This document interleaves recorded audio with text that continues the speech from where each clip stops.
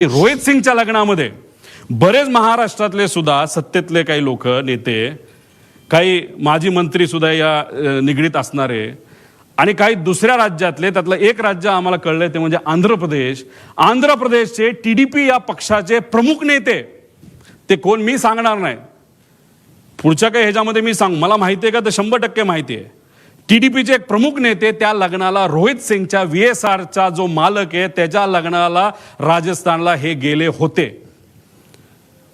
मग VSRच्या मालकाच्या मुलाच्या लग्नाला तुम्ही तिथं जाता आणि आज VSR या कंपनीवर जेव्हा ऑब्जेक्शन घ्यायचं असतं, त्याचे ऑपरेशन बंद करायचे असतात, तेव्हा तिथं मंत्री महोदय टीडीपी या पक्षातले, या देशाचे जे एव्हिएशन मिनिस्टर आहेत ते कुठेतरी म्हणतात no safety concern with Learjet aircraft VSR venture aviation minister. का ऑब्जेक्शन आम्ही नाही घेतलं पाहिजे? का दादांचा अपघात झाल्यापासून, का घात झाल्यापासून आतापर्यंत या राज्याचे सुद्धा मंत्री VSRली प्रवास करतायत का? का आतापर्यंत इतर राज्यांमध्ये सुद्धा VSR चालू आहे का? प्रश्न आहेत ना. आमचं धडधडीत डायरेक्ट म्हणणं आहे की सत्तेतले बरेचसे लोक हे VSRच्या मालकांच्या निगडीत आहेत. काही लोकांचे व्यवसाय आहेत. हैदराबादचा एक कुठला तरी मोठा व्यावसायिक आहे, तो कोणाच्या जवळ आहे याच्या खोलात सुद्धा मी जात नाही. त्याची 2 विमानं आहेत आणि दोन्ही विमानं VSRच्या नावाली आहेत. आणि आज सत्तेत जे लोक आहेत त्याच्या जवळ असणारा तो माणूस आहे आणि कदाचित त्या माणसाकडे तिकडं त्या भागातलं एक छोटंसं पोर्ट सुद्धा असावं त्या राज्यातलं. फक्त एकच आहे, बाकी कुठले पोर्ट त्याचे नाहीत. मग कोण आहे हा माणूस? तिथं कोणाची सत्ता आहे? आणि ती सत्ता तिथं त्या ठिकाणी असताना त्या टीडीपी या पक्षाचे नेते जर रोहित सिंगच्या लग्नाला तिथं जात असतील आणि टीडीपीचाच नेता आज जर तिथं एव्हिएशन मिनिस्टर असेल आणि VSR कंपनी आतापर्यंत बंद होत नाही, त्याचे ऑपरेशन तसेच चालू राहतात, कागदपत्र त्या ठिकाणी रिअलाइनमेंट करणं नाही तर त्याचं मॅन्युप्युलेशन करणं असं आमचा त्याच्यामध्ये म्हणणं आहे. आणि आज रोहित सिंग आहे कुठं? आज रोहित सिंग भारतामध्ये नाही. अपघात झाल्यानंतर मायामी अमेरिकेमध्ये तो गेलाय. त्यांची दुबईमध्ये सुद्धा कंपनी आहे, अमेरिकेमध्ये सुद्धा कंपनी आहे. ही सगळी विमानं टप्प्याटप्प्याने हे दुबईच्या आणि अमेरिकेच्या कंपनीमध्ये ट्रान्सफर केली जातील. आज आम्ही सगळे दुःखात आहोत, आज आम्ही तिथं लढत आहोत. पण ज्या कंपनीच्या माध्यमातून हा घात झाला, नाहीतर हा अपघात झाला, त्याचा मालक मात्र आज भारतात नाही. त्याला कुणी मदत केली बाहेर जाण्यासाठी? कुणी त्याचा तिथं इन्व्हेस्टिगेशन लगेच करून त्याला लगेच ताब्यात घेऊन लगेच तुम्ही इन्व्हेस्टिगेशन नाही तर त्याचं तिथं चर्चा करून आणायला पाहिजे होती. पण हे महाशय गेले कुठं? तर मायामी अमेरिकेमध्ये त्या ठिकाणी गेलेले आहेत. आता ही बातमी एक ग्रेट आंध्रा नावाचा पेपर आहे, AP minister bought private jet. त्या जेटचं मला पॅटर्न सुद्धा माहिती आहे, त्याचं मॉडेल सुद्धा मला माहिती आहे, ते कोणाचं आहे हे तिथले लोक आपल्या सर्वांना त्या त्या ठिकाणी त्या त्या राज्यात सांगतील. माझं मत आहे की या VSR कंपनीला मुद्दामून वाचवण्याचा प्रयत्न केला जातोय. एवढा मोठा माणूस, महाराष्ट्राचा नेता गेल्यानंतर सुद्धा या सत्तेत असणारे काही लोक मुद्दामून या मालकांना वाचवत आहेत. म्हणजे दादा गेले याचं दुःख यांना नाही, पण पैसा आपला वाचला पाहिजे, मैत्री आपली टिकली पाहिजे, या अनुषंगाने VSRला मदत करतात. म्हणून आमचं मत आहे की आज नाही तर उद्या VSR कंपनीला बंदी घातली पाहिजे आणि इन्व्हेस्टिगेशन करत असताना त्याच्यामध्ये सुद्धा काही चेंजेस केले गेले पाहिजे. त्याच्यामध्ये तुम्ही 5 कुठले तरी घेतले, CBIला देताय, चांगली गोष्ट आहे, CID तर आहेच, पण याच्याच बरोबर एक वर मॉनिटरिंग एजन्सी आम्हाला असावी. राज्यात विरोधी पक्ष नेत्यांना त्याच्यात घ्यावं. दुर्दैवाने महाराष्ट्रात कुणी विरोधी पक्ष नेता नाही, पण हा विषय फार मोठा आहे.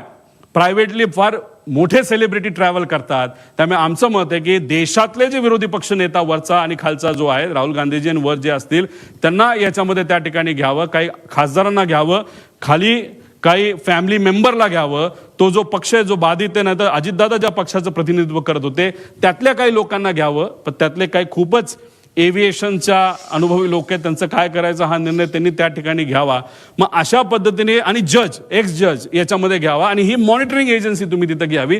आणि ह्याच्या अंडर CBI जो काम करेल तो रिपोर्ट बघेल, CIDचा रिपोर्ट बघेल, एक एक्सटर्नल एजन्सीचा रिपोर्ट बघेल. पण हे केल्याशिवाय याच्यामध्ये पारदर्शकता येणार नाही असं आमचं ठाम मत आहे. मॅरिटचं तुम्हाला सांगितलं ते आम्ही तारखा पण काढू, काही फोटो आमच्यापर्यंत आलेत, काही डॉक्युमेंट्स आमच्याकडे आलेत, कोण कसं काय, फक्त ते आत्ता वापरलेलं नाही कारण का मला ह्याच्यात राजकारण आणायचं नाही. पण एक गोष्ट आहे की काही लोक मुद्दामून ह्याच्यात राजकारण आणि मैत्री आणतायत आणि पैसा आणि इन्व्हेस्टर पण मी देऊ शकतो, पण इन्व्हेस्टरच्या खोलामध्ये मी जाणार नाही. इन्व्हेस्टरचं काही डायरेक्ट रिलेशन असेल असं नाही, पण इन्व्हेस्टर मोठे मोठे असल्यामुळे शेकडो कोटीचा विषय असल्यामुळेच कदाचित या कंपनीला वाचवलं जातंय. त्यामुळे त्या इन्व्हेस्टरला मला म्हणायचं तुम्ही खूप मोठे आहात, हजारो कोटी तुमच्याकडे आहेत. आमचा काका आमचे दादा त्याच्यामध्ये गेलेले आहेत. 100-200 कोटीसाठी हे इन्व्हेस्टिगेशनला कृपा करून कुठल्या नेत्याचं नाही तर कोणाचं वजन टाकून तुम्ही हे मॅन्युप्युलेट करण्याचा प्रयत्न त्या ठिकाणी करू नका.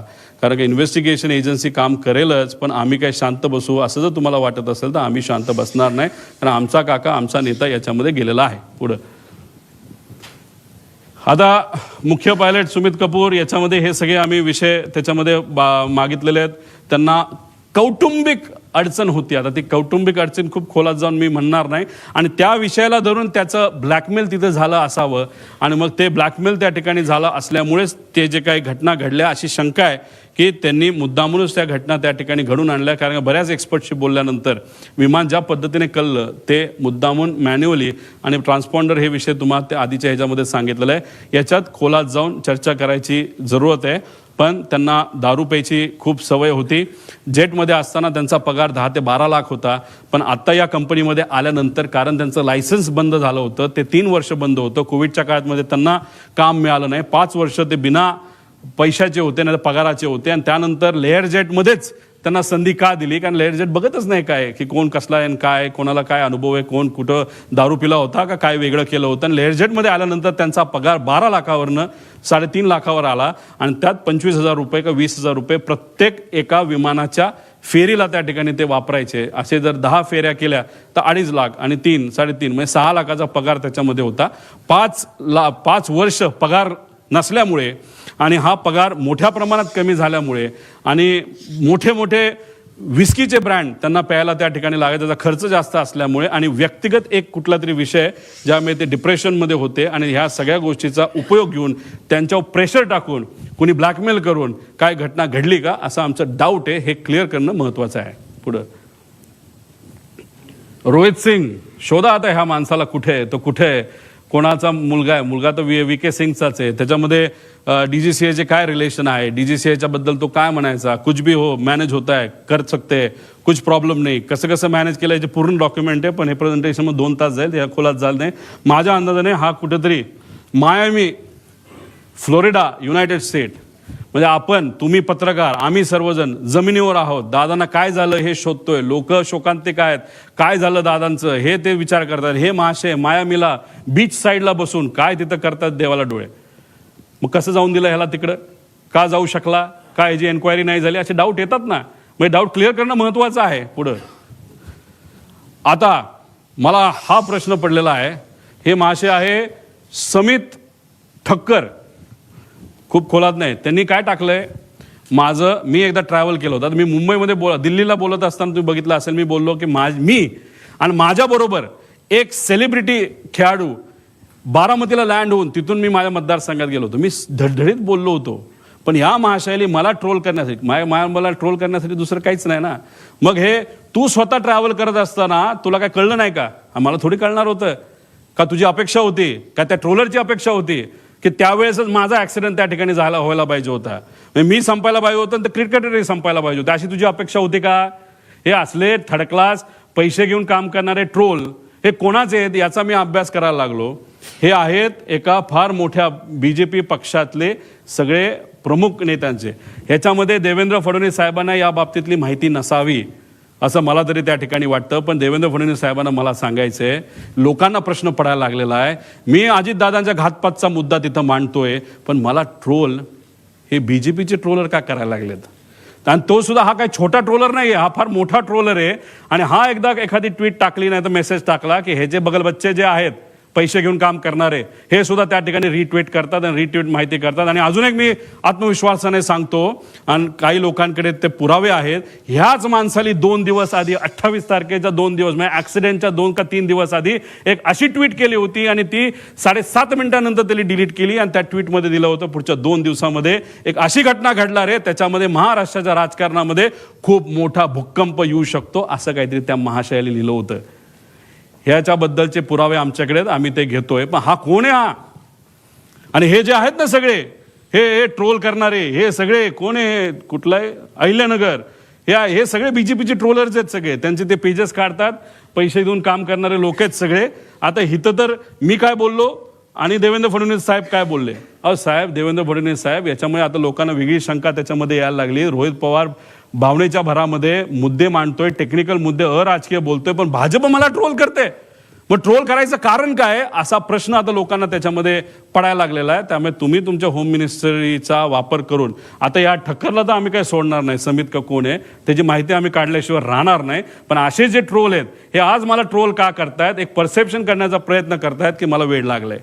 हो, प्रेमापोटी मला वेळ लागले, पण वेळ दोन्ही गोष्टीचं असतं. एक वेळ जे तुला लागले पैसे घेऊन काम करायला, आणि मला माझ्या काकाला काय झालं, माझ्या दादाला काय झालं हे शोधण्याचं वेळ मला लागलंय. आणि हे मला फक्त एकट्याला लागलं नाही, महाराष्ट्रात तमाम जनतेला त्या ठिकाणी लागलंय. त्यामुळे अशा पद्धतीने माझं ट्रोलिंग तिथं केलं जाते. आणि काही महाशय कॅश बॉक्सवाले, त्याचं नाव वेगळं असेल, त्यांनी सुद्धा आता आम्हाला ट्रोल करायला सुरुवात केली. काय हरकत नाही, तुला किती पैसा वापरायचा वापर, कारण तुमच्याकडे पैसेवाले लोक आहेत, आमच्याकडे स्वाभिमानी मराठी माणसं आहेत.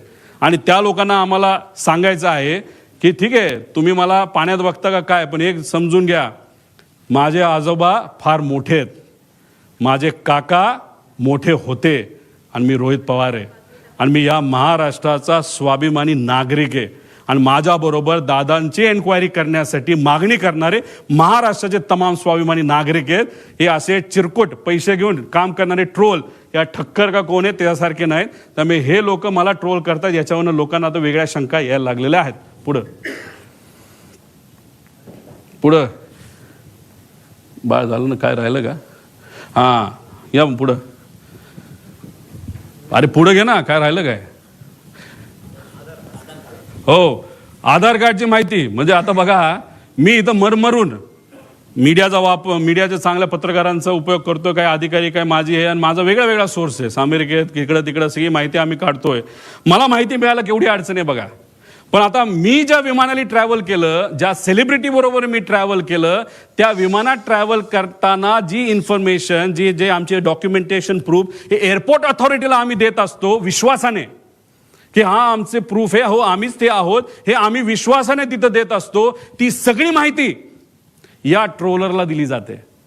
मग एअरपोर्ट अथॉरिटीचं असं कोण आहे का एअरपोर्ट अथॉरिटीचे लोक ट्रोलरला माझ्याबद्दलची माहिती देण्यासाठी तिथं करतात? सगळी माहिती, फक्त माझी नाही, त्या सेलिब्रिटी क्रिकेटरची सुद्धा माहिती दिली. अरे लाजबीज वाटते का नाही? मग आम्ही कष्ट करून माहिती काढतो आणि या ट्रोलरला फुकटात माहिती तिथं जर मिळत असेल